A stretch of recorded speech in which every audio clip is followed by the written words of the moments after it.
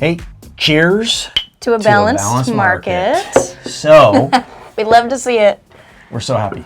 It's finally happening. I know that if you're trying to sell your house, you might be a little bit concerned, but if you're out like looking to buy, man, this is a nice change. So, opportunity to get an inspection on the house you want. I know, right? It's crazy. Who would have thunk? So, we're here talking about King County today. We're going to be running through the numbers for June of 2022.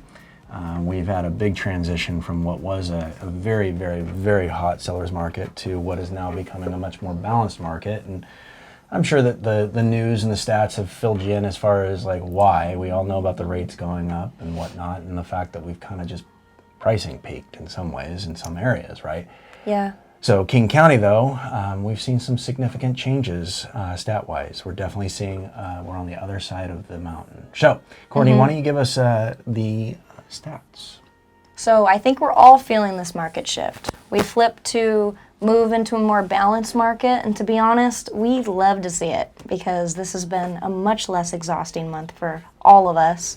And the new listings grew in June by 297 listings over May. And simultaneously, the number of sold homes dropped by 51 units.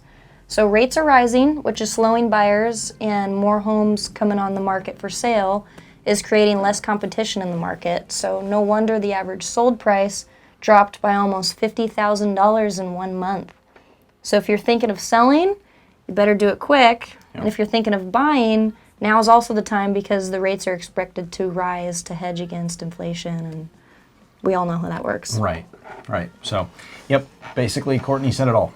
We've seen the average price fall quickly in a month in King County, and I think that's really kind of indicative of the fact that there is quite a bit more inventory. It is good to see. So, you can still maximize. You're still well over last June's pricing average, certainly.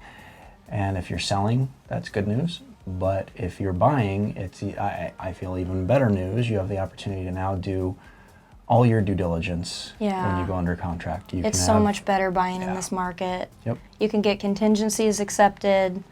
It's just a lot safer to get into a home that you can inspect.